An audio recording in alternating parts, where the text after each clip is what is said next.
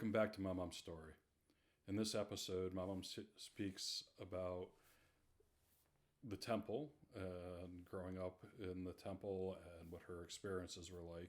She talks about in Stanislawow there was a main temple and then there were surrounding smaller temples called shtibel. And she'll explain that and her experiences in this episode. What do you remember about the synagogue? I remember that it was a beautiful, old, large building. It was called the Große Schil, the large synagogue. And my grandfather had a seat at the eastern wall. My father inherited that seat. It was a seat that you inherit. So as I was watching this, I thought people might wonder what the significance is of having a seat at the eastern wall. And having a seat at the eastern wall is important or has significance because it's the direction of Jerusalem and the Temple Mount, and is kind of a connection between the holy city and the history of the Jewish people. Women did not go to services during the year, only on high holidays, not even on Saturday. Men went sometimes 3 times a day for morning and evening services, but the women only used to go for the high holidays. And my mother also had a seat up on the balcony.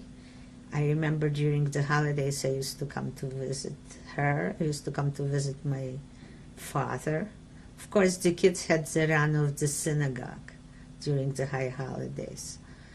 We were in and out, and no one chased us. The services were not as formal as they are here.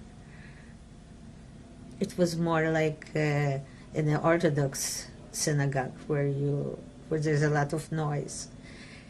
Judaism has 3 major sects or 3 major kind of sections of Judaism. There's Orthodox, or sometimes called the Hasidic. Hasidic's kind of a sect of Orthodox Judaism. Conservative, and then Reformed. And basically the 3 various sects follow tradition in kind of order from Orthodox down to Reformed, where Reformed is a bit more modern. My mom belonged to a conservative synagogue in the United States, and was used to conservative. The conservative temples, interestingly, have kind of the most formalized service. In the Orthodox service, men and women are separated, and on the women's side, the children will run around and women will talk. And even on the men's side, there's men who are strictly praying, but there's a little bit more conversation. In the conservative temples, it's a pretty formal service. But in the Reformed temples, the service has been shortened a bit. And while the service is still kind of a formalized service, a lot of variations in the Reformed temples exist, and a lot of times they're more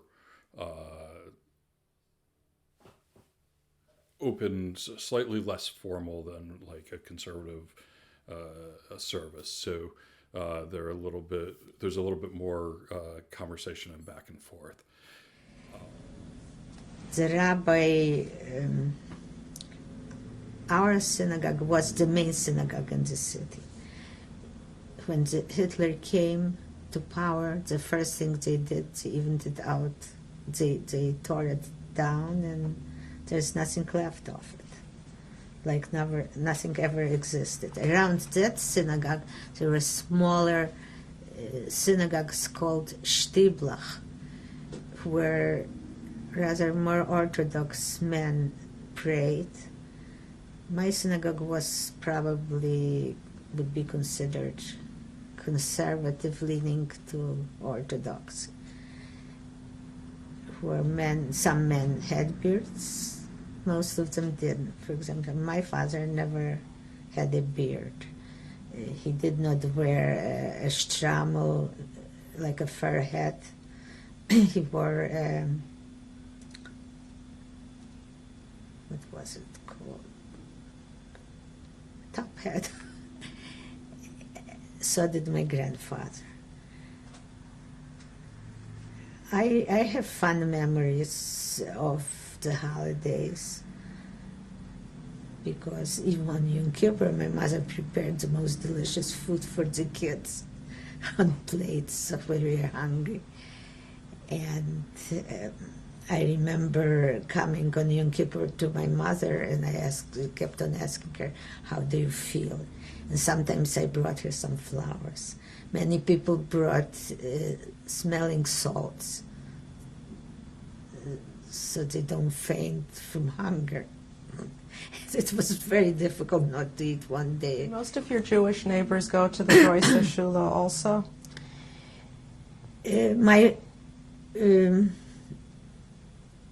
Yes, many did. But, for example, my mother's brothers were quite different. One went to a temple, which was probably, in comparison with our synagogues, was reformed. One prayed in a shtibel where he wore a hat on Shabbat, a stramo. One prayed in another shtibel, which was also Orthodox. The shtibel had their own flavor. They were small